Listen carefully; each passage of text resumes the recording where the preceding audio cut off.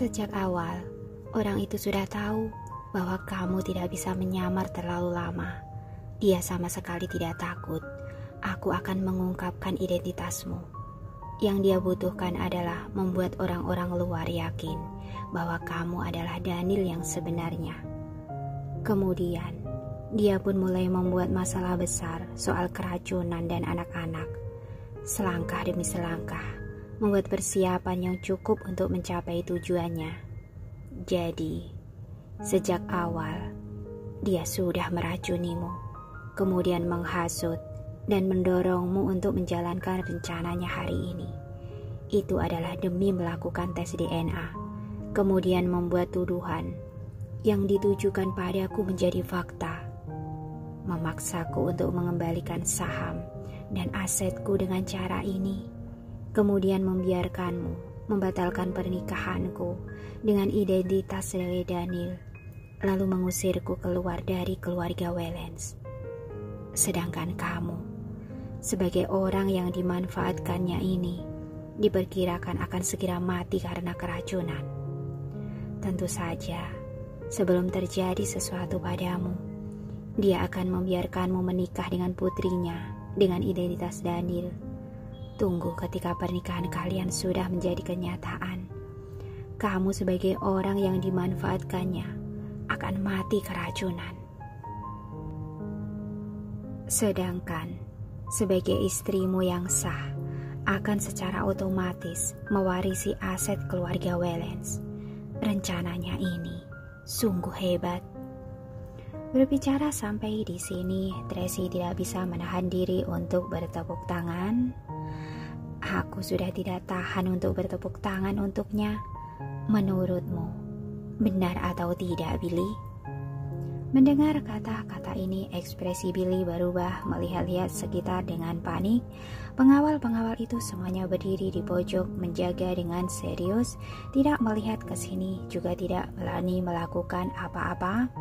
Thomas dan Lily sudah mendengar kata-kata ini. Mereka berdua sangat terkejut, tetapi sangat cepat menjadi tenang lagi. Sepertinya mereka sudah bisa menebaknya. Aku tidak mengerti apa yang sedang kamu katakan. Billy langsung menyangkal kata-kata Tracy, tetapi ekspresinya sudah sangat panik. Orang itu, apakah sungguh telah meracuninya? Jika itu benar, berarti semua tebakan Tracy itu benar. Itu juga berarti orang itu terus menganggapnya sebagai orang yang bisa dimanfaatkan demi bisa memenangkan permainan ini. Tidak ragu-ragu meracuninya, akhirnya mungkin masih akan menendangnya setelah tujuannya tercapai. Semakin dipikirkan, Billy menjadi semakin panik dan tidak tenang. Namun pada saat ini dia juga sedang berpikir. Sebelumnya saat menutup telepon, orang itu berpesan padanya, "Tenang saja, aku sudah mengatur segalanya. Kita pasti menang. Namun kamu harus percaya diri. Tidak peduli apa yang Tracy katakan, kamu jangan mempercayainya. Tracy adalah musuhnya, kata-katanya mungkin adalah rumor untuk membuat perselisihan. Dia tidak boleh goyah, benar-benar tidak boleh. Billy, aku terus mengira bahwa kamu hanya bersikap tidak serius dalam hidup. Sifat aslimu tidak jahat, tetapi tidak disangka kamu menjalani operasi plastik agar terlihat sama seperti kakakmu, pulang untuk mencelakainya." Tracy terus membicarakannya. "Kamu sungguh mengecewakanku." "Sudah cukup," Billy menyela kata-katanya. Tracy dengan emosi memelototinya dengan dingin. "Tunggu saja hasilnya, jangan banyak omong." Ia sangat marah. Jika bukan karena identitas Daniel sekarang, dia pasti akan berdebat dengannya. Apa yang disebut sifat asli, apa yang disebut mencelakakan. Jika dia beranggapan bahwa Daniel adalah dalang di balik kematian ibunya, itu barulah disebut pembunuhan. Oke. Tracy merentangkan tangannya, melihat jam tangan di pergelangan tangannya. "Kakakmu akan segera kembali. Tiba saatnya. Kamu ingin berakting juga sudah tidak bisa." "Hah?" Billy tertawa dingin. Dia berpikir jika dia bisa pulang baru dibicarakan lagi. Mereka berdua tidak berbicara lagi, terus menunggu dengan diam. Ekspresi Billy tampak tenang, tetapi sebenarnya hatinya sangat panik. Kata-kata Tracy terus bergema di benaknya berulang kali. Dia sedang ragu apakah orang itu benar-benar meracuninya dan ingin membunuhnya dengan cara ini. Pantas saja beberapa waktu ini badannya terasa tidak enak, seperti ada yang aneh. Tracy menyesap tehnya dengan pelan, menatap Billy dengan sudut matanya. Melihatnya panik tetapi berpura-pura tenang, bibirnya melengkung. Waktu berlalu sedikit demi sedikit, 3 jam telah berlalu. Sekarang jarak dari hasil tes DNA keluar, hanya tersisa 1 jam lagi. Naomi masih belum menelpon kemari, tidak ada kabar sama sekali. Paula sudah cemas, ia menelpon ke sana tapi tidak tersambung. Tracy sangat khawatir, mengerutkan kening. Dia semakin cemas, sebaliknya Billy semakin tenang. Ia mengejeknya dengan dingin. Kalian seharusnya pikirkan baik-baik. Bagaimana memohon padaku sekarang? Kalau tidak, kamu dan anak-anakmu semuanya harus pergi dari keluarga Wellens. Diam. Tracy memelototinya dengan marah, matanya bagikan hampir mengeluarkan api. Orang-orang yang bisa mengikuti tren adalah orang yang hebat. Billy mengejeknya dengan tertawa dingin. Akuilah kenyataannya. Tracy malas berbicara dengannya, mengambil cangkir teh dan terus minum teh. Hanya saja teh yang sebagus ini sekarang sudah menjadi tidak ada rasa. Dia menatap jam tangan dengan mengerutkan kening, menghitung waktu berlalu sedikit demi sedikit, namun tetap tidak ada kabar padapun dari Naomi. Billy juga sedang menunggu hasilnya keluar untuk mengumumkan bahwa dia adalah pemenangnya. Meskipun sekarang hatinya sangat tidak tenang, takut dirinya sungguh telah diracuni, tetapi dia tetap harus tenang saat ini. Dia harus memenangkan permainan ini. Dengan begitu, ia baru punya hak suara. Seiring berlalunya waktu, hati semua orang semakin tidak tenang. Bahkan ekspresi Paula, Thomas, dan Lily juga menjadi serius. Waktu 1 jam ini sangat menyiksa. Semua orang ingin waktunya berlalu sedikit lebih cepat mengetahui jawabannya, tetapi juga takut akan mendapatkan jawaban yang tidak diinginkan. Dalam suasana hatinya yang gelisah dan tidak tenang, perlahan tiba pada pukul 2.55 sore. Itu berarti jarak dari hasil tes DNA keluar hanya tersisa 5 menit terakhir. Tracy sering menengadahkan kepala untuk melihat pintu ruangan yang tertutup rapat. Sanjaya dan Tony masih belum kembali, sedangkan Naomi masih belum ada kabar. Dia sudah tidak sabar untuk menunggu, mengambil ponselnya hendak menelpon Naomi. Pada saat ini suara tutut. Ponselnya bergetar, telepon dari Naomi. Paula berteriak dengan semangat, "Itu Naomi, pasti sudah menemukan Percy Daniel." Ekspresi Billy berubah, menatap ponsel Tracy dengan tegang. Mungkinkah itu benar? Tracy langsung mengangkat teleponnya. "Naomi, bagaimana?" Billy mengerutkan keningnya, menatap ponsel Tracy tanpa mengedipkan mata. Sepertinya ingin menggunakan cara seperti ini untuk mendengar apa yang dikatakan orang itu. "Benarkah? Bagus sekali." Tracy sangat gembira. "Cepat, bawa orangnya kemari, cepat." "Oke, aku segera minta Lily dan Thomas pergi menjemputnya." Tracy berkata beberapa patah kata lalu menutup telepon, menengadahkan kepala dan berkata dengan penuh semangat kepada Thomas dan Lily, "Naomi sudah menemukan Daniel di kaki bukit. Cepat pergi, jemputnya." "Benarkah?" Mereka berdua sangat bersemangat. Lily berkata dengan sedikit tidak beraturan, "Bagus sekali. Aku segera minta rumah sakit untuk mengatur ambulan. Mungkin Tuan Daniel masih sakit sekarang." "Aku pergi ke sana dulu." Thomas pergi dengan tergesa-gesa, kemudian Billy juga mengikutinya pergi. Billy melihat situasi ini, dia semakin panik segera menelpon orang itu, tetapi teleponnya tetap tidak tersambung. Tidak perlu menelpon lagi, dia tidak akan muncul sekarang. Tracy tertawa dingin. Sejak kamu menerima informasi dan memberitahunya, dia sudah mengutus orang pergi menculik Daniel, tapi tidak berhasil. Dia tahu dirinya sudah kalah. Bagaimana mungkin akan muncul? Kamu... Billy menatap Tracy dengan terkejut. Kamu sengaja membocorkan informasinya padaku, membiarkanku pergi memberitahunya. Tujuannya adalah untuk memancingnya keluar? Tentu saja. Tracy menggerakkan alisnya dan tertawa dingin. Aku rasa orang-orang dari kakakku akan segera menangkap orang-orang dari keluarga Amberson. Tuan Samuel itu kali ini ingin menyangkalnya juga sudah tidak bisa. Kamu... Billy panik dalam sekejap. Tracy bahkan tahu nama orang di belakangnya itu. Mungkin Samuel sungguh telah kalah. Memikirkan ini, Billy semakin panik. Tracy menyipitkan matanya, menatap Billy dengan dingin, juga melirik jam dinding. Pada saat ini sudah pukul 2.59, jarak dari pukul 3 hanya tersisa 1 menit lagi. Meskipun efek kedap suara di ruangan Tracy sangat bagus, tetapi Tracy sepertinya bisa mendengar suara langkah kaki yang semakin mendekat. Hasilnya sudah hampir keluar, mereka akan kemari. Billy. Tracy mendekati Billy, berkata dengan suara kecil, terus membujuknya. Jika sekarang kamu mengatakan yang sebenarnya, lalu baik-baik bertobat pada kakakmu untuk mengaku salah, mungkin kami masih bisa mengampunimu.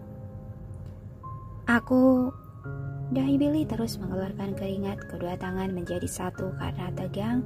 Dia berada dalam kebingungan dan sangat bergumul. Aku tahu Samuel yang menghasutmu untuk melakukan semua hal ini. Berdasarkan sifat aslimu, tidak seharusnya melakukan hal-hal ini. Tracy terus membujuknya dengan pelan. Coba kamu pikir, kenapa Samuel mau membantumu? Bukankah itu karena ingin mendapatkan harta keluarga Wellens? Tunggu setelah dia benar-benar bisa mengendalikanmu. Kamu pun akan menjadi bonekanya, orang yang dimanfaatkannya. Kamu tidak akan mendapatkan apapun. Aku tidak pernah ingin mendapatkan sesuatu. Akhirnya Billy menanggapi topik ini secara langsung. Wajahnya muram, berkata dengan marah, aku hanya membencinya karena dia sudah membunuh ibuku. Dia adalah kerabat dekatnya. Bukan dia yang membunuh ibumu, melainkan kakekmu. Tracy berkata dengan dingin. Waktu itu yang menembak adalah Tuan Besar, bukan Daniel. Terlebih lagi, ibumu banyak melakukan perbuatan jahat. Memang pantas mati. Tutup mulutmu, Billy berteriak dengan marah. Pengawal-pengawal itu terkejut, semuanya melihat kemari. Tadi jarak mereka berdua sangat dekat, berkata dengan suara kecil. Mereka sama sekali tidak mendengar percakapan mereka berdua. Namun sekarang teriakan ini telah menarik perhatian semua orang.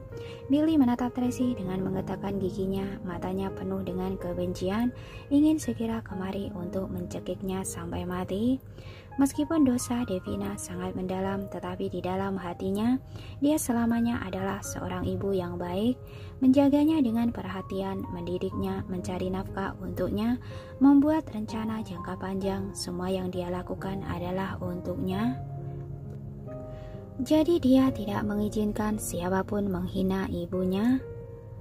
Walaupun aku tidak mengatakannya, ini juga merupakan kenyataan.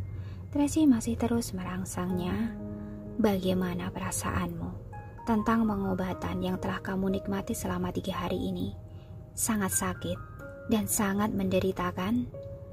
Penderitaan yang aku alami waktu itu lebih parah 1000 kali lipat atau 10.000 kali lipat darimu.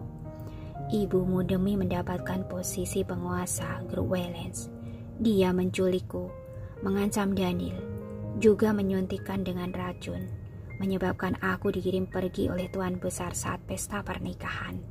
Bahkan sudah seperti ini, Ibumu masih tidak mau menyerah, masih menghasut Linda pergi ke Thailand untuk membunuhku. Membuatku dipermalukan oleh Linda dan Bibi Juni meninggal secara tragis. Semua ini adalah perbuatan ibumu. Tidak hanya itu saja, dia masih mencoba untuk menculik anakku.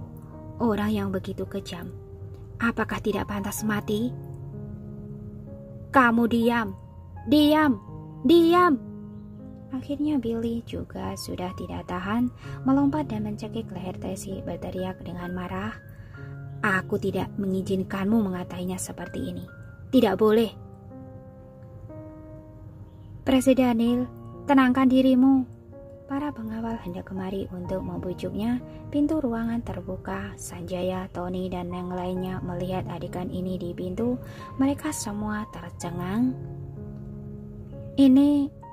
Pada saat ini Daniel seperti seekor serigala yang lapar, melemparkannya ke sofa, mencekik leher Tracy. Ekspresinya mengerikan, sedangkan Tracy meraih kedua tangannya berteriak tanpa takut mati. Billy, kamu menyamar sebagai Daniel adalah untuk membalaskan dendam ibumu. Namun ibumu memang pantas mati. Sampai sekarang, aku masih menyesal waktu itu tidak menembaknya beberapa kali lagi. Kamu! Daniel marah sampai wajah dan telinganya memerah ketika hendak membuka mulut untuk berbicara. Pada saat ini ponselnya tiba-tiba berdering, tiba-tiba menyela kata-katanya. Dia melihat tampilan panggilan masuk di layar ponsel tanpa sadar, segera mengambil ponsel dan berjalan ke ruang istirahat untuk mengangkat telepon itu. Tracy melihat ponselnya, ada panggilan masuk, ekspresinya berubah dalam sekejap, bergegas ke sana untuk meraih dan berteriak dengan marah. Billy, kamu adalah pengecut. Kamu sendiri yang tidak berguna, hanya bisa menyamar sebagai kakakmu. Jangan mengira rencanamu bisa berhasil. Kakakmu akan segera kembali. Kamu sudah pasti akan mati. Tracy memarahinya sambil menarik rambut Billy, ingin merampas ponselnya. Diam! Billy mendorongnya sambil mengangkat telepon. Mereka berdua tarik-menarik. Tracy buru-buru ingin menjatuhkan teleponnya, tetapi Billy tetap bisa mendengar dengan jelas kata-kata yang dikatakan orang itu di telepon. Jangan masuk ke dalam jebakannya. Mereka belum menemukan Daniel. Dalam sekejap Billy menyadarinya. Dia tiba-tiba mengerti. Tracy itu sengaja menciptakan ilusi seolah-olah telah menemukan Daniel, sengaja merangsangnya, membuatnya panik dan cemas, ingin membuatnya menunjukkan wujud aslinya. Billy segera menutup telepon, menoleh dan menatap Tracy. Istriku, ada apa denganmu? Apa kamu sudah gila? Mengapa memanggilku Billy? Jangan berpura-pura lagi. Tracy masih berteriak dengan marah. Kamu sama sekali bukan Daniel. Kamu adalah Billy yang telah menjalani operasi plastik. Kamu yang membakar villa sisi selatan, ingin membunuh Daniel. Sekarang datang lagi untuk menyamar sebagai dia. Dia sudah gila. Billy sama sekali tidak menjawab kata-katanya, menoleh dan berkata kepada para pengawal itu, cepat, papa nyonya muda untuk beristirahat di sana. Baik, beberapa pengawal berjalan kemari dan menarik Tracy. Lepaskan aku, lepaskan! Tracy berjuang dengan marah. Paula buru-buru kemari untuk mendorong beberapa pengawal itu. Sudahlah, jangan berpura-pura lagi. Cody menunjuk ke arah Tracy, berteriak dengan marah. Sekarang hasil tes sudah keluar. Ketiga anak itu sama sekali bukan anak Presiden Daniel.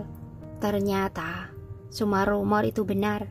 Kamulah wanita jahat yang telah mencelakakan Presiden Daniel. Masih memanfaatkan 3 anak itu untuk menyamar sebagai anak dari keluarga Wellens. Kamu terlalu tidak tahu malu. Apa? Anak-anak itu bukan anakku. Billy menampilkan ekspresi terkejut, berjalan dengan langkah besar. Berikan laporan hasil tesnya padaku. Presiden Daniel, ini. Cody segera memberikan laporan hasil tes itu padanya. Billy membaca laporan itu, berkata dengan marah, Tracy, bagaimana kamu menjelaskannya? Menurutmu, aku harus bagaimana menjelaskannya? Tracy tidak panik, sebaliknya bertanya pada dokter, "Dokter, apa hasil tesnya?" "Hasil tes menunjukkan bahwa anak-anak bukanlah anak kandung Percy Daniel," dokter menjawab dengan hati-hati. "Tracy, kamu sudah mendengarnya?" Millie berteriak dengan marah. "Kamu masih ingin berdalih sampai kapan?" "Bukan anak kandung, tapi juga ada rasio kecocokan genetik kan?" Tracy lanjut bertanya pada dokter. "Walaupun tidak mencapai 99%, setidaknya masih ada belasan persen." Ini dokter itu ditanyai sampai bingung dalam sekejap. "Ini harus identifikasi lebih lanjut lagi." "Tidak perlu identifikasi lagi." Pada saat ini Sanjaya tiba-tiba buka mulut. "Berhubung sudah menunjukkan bukan anak kandung, hasilnya sudah begitu jelas. Apa yang perlu diidentifikasi lagi?" "Paman Sanjaya." "Hais." Direktur Tony menghela nafas dalam-dalam, tidak mengatakan apa-apa, berbalik badan langsung pergi. "Direktur Tony." "Tracy." Sanjaya menyela kata-kata Tracy, berkata dengan dingin, "Berhubung masalahnya sudah seperti ini, aku juga tidak ingin mengatakan apa-apa lagi. Pengacara Joy akan segera kemari. Mohon tanda tangani surat pengalihan saham dan aset yang sebelumnya Tuan Daniel berikan padamu. Kembalikan semuanya." Mendengar kata-kata ini, suasana hati Billy gembira. Dia sudah menang. Sudah menang. "Ini semua adalah pemberian suamiku. Sah secara hukum. Atas dasar apa aku mengembalikannya?" Tracy berkata dengan marah. "Jika ingin aku menyerahkannya, ajukan gugatan saja." "Kamu tidak tahu malu atau tidak?" Cody berteriak dengan marah. "Jika kamu bersikeras seperti ini, kami hanya bisa lapor polisi, kemudian akan mengumumkan skandalmu kepada publik." Sanjaya menatapnya dengan dingin. "Tiba saatnya. Yang mendapat luka terbesar mungkin adalah anak-anak."